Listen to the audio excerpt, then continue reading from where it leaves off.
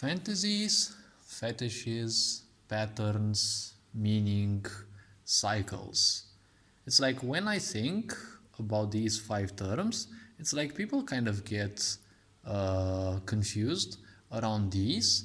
And it's a bit funny to me to watch people make use of terms, of words that they have accepted from the outside world as meaning, which, well, now belongs to their own inner world, but they make use of meaning, but it's like they have forgotten the underlying, or let's call it the base function of that meaning, because all meaning actually has a function, right? When you create meaning, basically it is like a tool, right? When you design a tool, its purpose is to help you. Its purpose is to make your life better, right? Like nature has designed your physical body in order to allow you to experience things, right? In life, if you look at things from let's say a narcissistic perspective, you can understand things like this. Your friends are tools that you make use of so that you don't drown in the misery that you constantly feel, right?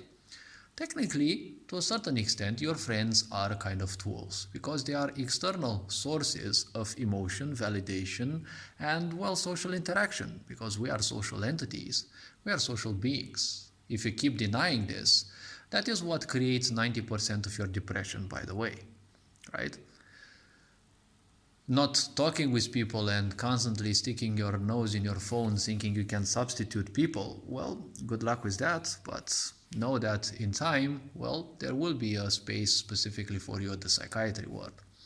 So what is meaning? What is a fantasy? What are habits and the such? People say habits are good. See, the problem with habits is people forget they forget the underlying meaning, right? What is a habit? Well, a habit is first and foremost a piece of meaning, right? What is meaning ultimately? See, meaning is something physical that you create, right? It is something physical that you create.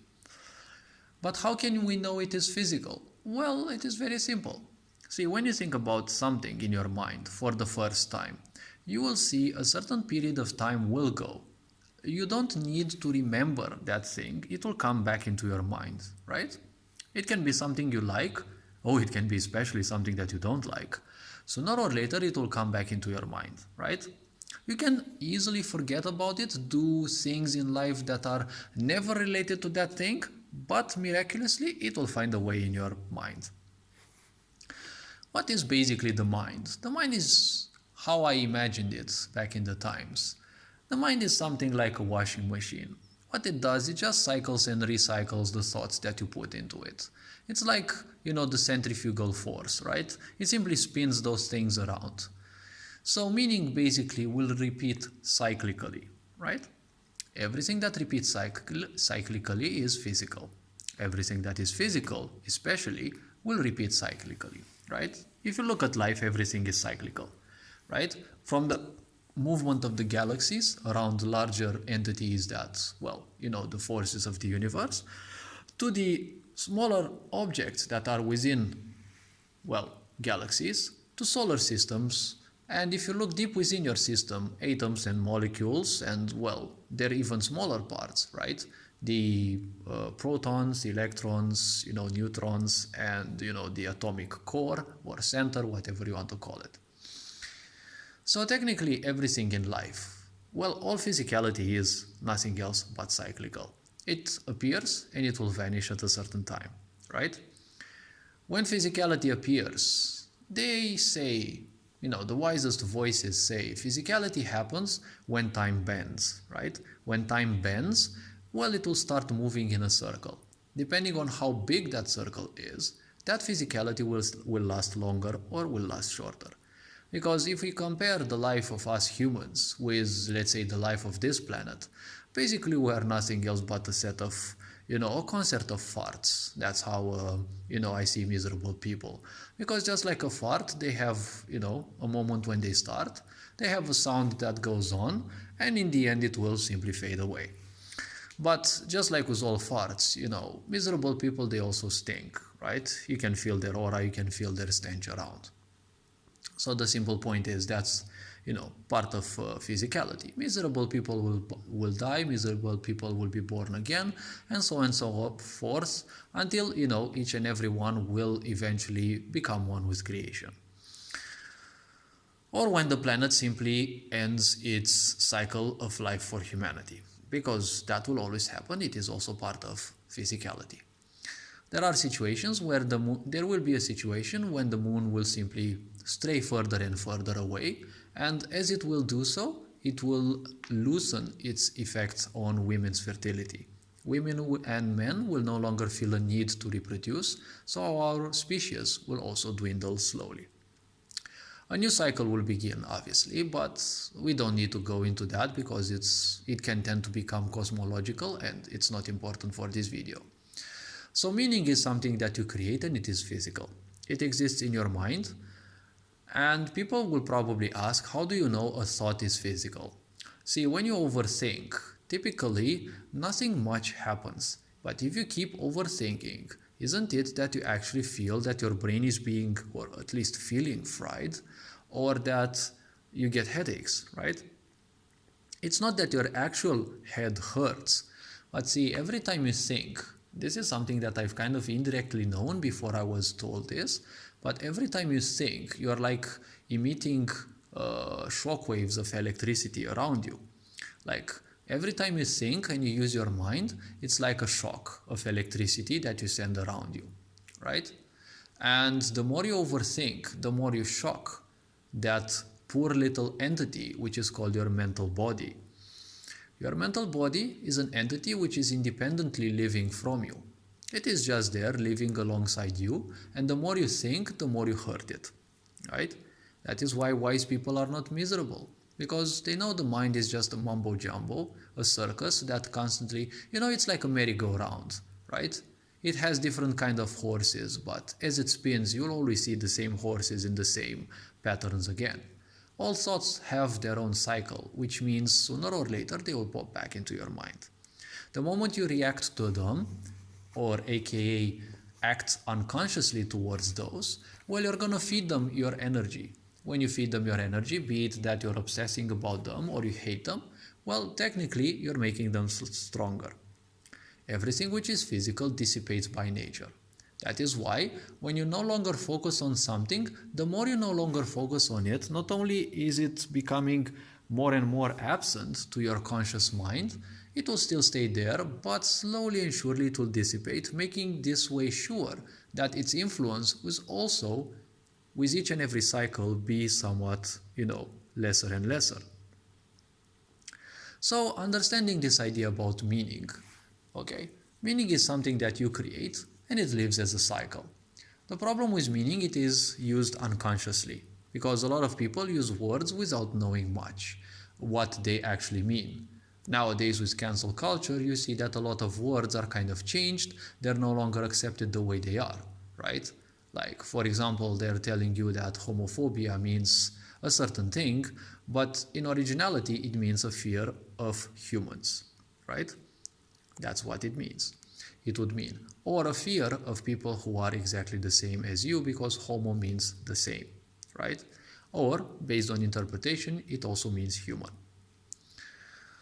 So meaning can be changed, and if people don't have a stable foundation of what meaning actually is supposed to mean at a collective level, they will easily have it changed and adapted to suit other people's agendas, right? If you don't have a firm foundation, right, one that will support you in development, your resources will be claimed by others with ease. So technically you are going to live your life serving others, right? In society anyways, living life means bringing service to others. It is always a point, right? You'll always bring a direct or indirect influence upon others just because you exist. Whether it is good or bad, it is up to you. And obviously karma exists, and what you put out will also come back to you in return. Make sure that you don't mess with certain types of people, because with some people, if you mess with them, well, the karma you'll get back will probably be tenfold, probably 100-fold. There are such people. Now, to move even further, what is actually a habits. People say having good habits, having bad habits. See, a habit is never good or bad. A habit means you're unconsciously making use of something. So instead of being a human being, you're technically like a machine. You do something because you don't like it, you're being forced to do it, or whatever the reasons are. You're simply doing it, right? And a lot of people go well with this idea because when you do something habitually, you can simply shut down your brain and let your muscle memory, your different types of memory that your body has, work simply for you, and you don't need to focus on that. This means unconscious work. When you do unconscious work, it's not a good thing because you're not in control. When you're in unconscious mode, you're also an open sponge, right? You're open to everyone's influences. You don't want that because, well, if you're open to everyone's influences, I can tell you something and, well, most likely you're not even questioning it, right? And if you don't question what I tell you or what someone with bad intents, for example, tells you, you will take that for granted. It is much easier to fool people than to convince them they have been fooled. That is the problem with meaning. So habit is doing something always unconsciously. There is no such thing as a conscious habit. Because even if you repeat something, when you do it consciously, like for example, you have to do something, right? You do your own projects, you do something that you like, a hobby, let's say. If you do it unconsciously, it is called a habit because you're relying on old information and old data to work again for you and again in a cyclical manner, but unconsciously speaking, because you've done those things before. And well, the point is, you can do it again if it is entirely based on what you have previously done. Like, for example, if you use programming or anything that can be repeated, you can easily do it unconsciously because you already have the muscle memory, the memory, all sorts of levels of knowledge accumulated and the such. If you're doing something new, you'll always require a bit of awareness because you're doing something new. You're relying on old information, but you're doing something new. So to move further on this, when you're doing something consciously, well, it is no longer a cycle, even if it is, it is a repetitive action, but it is no longer a habit because you are no longer acting mechanically. You're making use of the tools that your body has, your memory, your knowledge, your wisdom, and the such, but you are making use of those. You are not becoming a tool yourself. Because when you let habits take over, it's like you let the tool use you as a tool as well. So basically, you're lowering yourself to something, right? That is the level of machines because they were programmed to do things. They don't have an awareness. They won't ever have an awareness. So you don't need to be afraid of the so-called AI. The AI will always be programmed to replicate human behavior, but it's just the humans behind which give it the so-called power.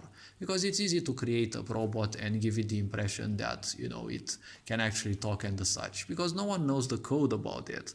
And AI has a certain amount of power. It is just recycles things, just like the mind does.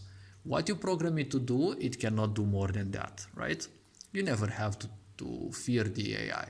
Yes, it can be used for mischievous and destructive things as well, which is obviously going to happen because those who think they're ruling the world, they're kind of losing this world, the war, and the grasp they think they have over this war.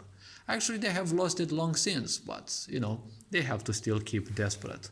And when an empire falls, it has one simple last purpose: to claim as many souls, and draw them into the black hole that, it collapses into. So fantasies, fetishes, meaning, and the such, they're all nothing else but meaning, okay? When you do something compulsively, see, in a way, meaning can only exist via what is called an attachment. Every piece of meaning exists within you because you have a certain attachment that created it, right? It's not just some simple information in your mind, there is also an attachment related to it. Your mother told you that and you love your mother. Your father told you that and you love your father. Or, well, you hate them. Depending on individual, depending on your background. But love and hate are basically kind of the same thing, it's just a slightly different vibration. And in most situations, hatred can be far strongly, far better represented, energetically speaking, but it drains you so fast. Love cannot simply drain you because love is not an emotion, it is a state of life. It is a wholly different thing, but well, people usually perceive love as sex.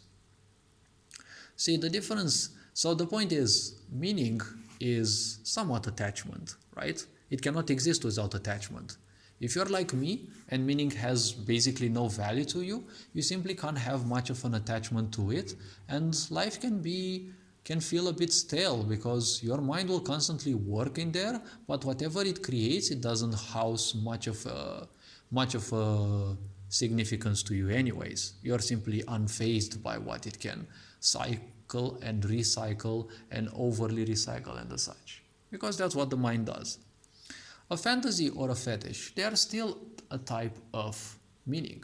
They're just meaning ultimately. You are giving it all the power. See, all the world that you see or hear, right? It is just sounds and images, right? The meaning is all in your head. When someone swears or curses you or whatever you want to put it, it's just sounds that you are hearing. The meaning is all in your head because ultimately, when something happens, you can choose to stay wise or become even more hurt. That is up to you, right? Unless someone actually engages physically against you and you have to physically defend yourself. When they're just spewing words, it's just meaning that they shit around. It doesn't matter. It's like, when people curse at you, it's like they take a shit on the street in front of you, you get pissed off about it, and you feel an urge to simply step on their shit, right? You don't need to do that, honestly. So, meaning is, a recyclement. It is making use of things from the past because this is how you create meaning. That is what logics means. You're recycling certain things which make sense to you, but again, they're not necessarily a guaranteed general truth. So something that will always happen irrespective of what place of the universe or what time frame or whatever it happens in, right? Like for example, a star will always burn its inner resources in order to emit light and heat.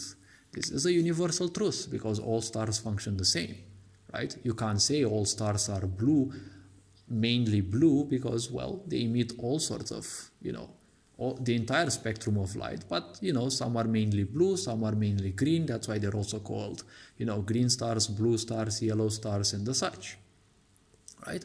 Similarly, philosophies aren't necessarily guaranteed to be true because you're making use of knowledge that you have in order to uncover something which logically sounds correct to you, right?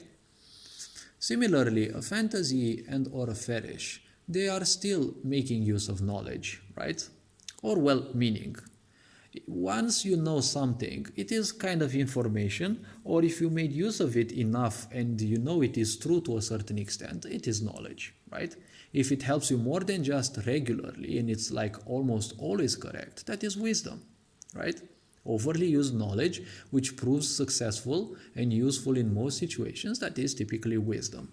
Wisdom obviously cannot always be correct, except, universal wisdom, which, well, that will always be correct for everyone depending on, well, how spiritual you are or not. You will mentally accept it or not. Again, acceptance of meaning. So the point is, these two concepts, they are still nothing else but an attachment. So you're not interested in the idea, but the emotion that they give to you. Fantasy is still something that repeats within your mind. Except fantasy is supposed in a way to make you feel good, and usually tends a bit more towards patience, the inner child, and obviously, making use of meaning or any tool possible, typically meaning, without it actually hurting you. And if it cannot happen, it's not going to be much of a fuss. A fetish doesn't have to be sexual. A fetish means an obsession, basically. It is something that you feel an urge to do, and if you don't do it, it's like your hell, it's like hell breaks loose, right? As I've been always saying, miserable people always perceive that sex is the highest pleasure they can ever achieve, so that is why they're so fucked up mentally. Some people would ask, but why are people so fucked up mentally? Well, very simple. Two reasons. Religion being one, and, well, let's say misery being the second. Because religion told you in time, and well, hundreds of generations before you, and you have their karma within you, so that is why it is harder to resist certain things. But religion told you that certain things in life are shameful and you should feel always guilty and shameful about, because, well, to put it simply, shame and guilt are the easiest way to root people, right? Because they're very dense emotions, it is hard to run away from.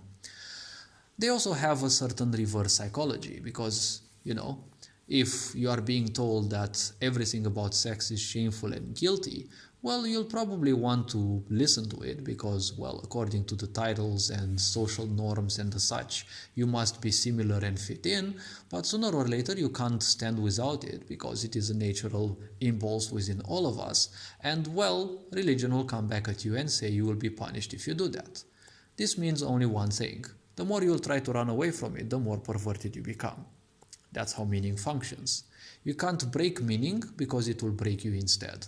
You want to destroy meaning, you simply multiply it, right? Because in order to destroy it, you need to give it energy. When you give it energy, you simply multiply the ideas. It's like someone tells you, all you have to do is don't think about monkeys, right? And it's like, who the fuck cares, right? All I have to do is I don't have to think about monkeys, right? And you already said the word again, so you already multiplied it a bit, right? Sooner or later, you'll see, probably in a few minutes, you'll be overwhelmed by that word, images about monkeys and whatever not, right? It's like, to me, it's not going to be much of a fuss because you're telling me to not use a piece of meaning. Well, I'm not making much use of it, so it shouldn't be that much of a fuss. Can it also work on me? Well, if I get distracted, obviously, but typically I can't care much about knowledge. I always see meaning. Meaning is basically one way in which you either make your life a temple by making use of it, or you let it make use of you and your life becomes a psychiatry. This is kind of, unfortunately, the state of a lot of people. So when you have these things, meanings, fetish, whatever, see, the more perverted you become about something, the more miserable you tend to become.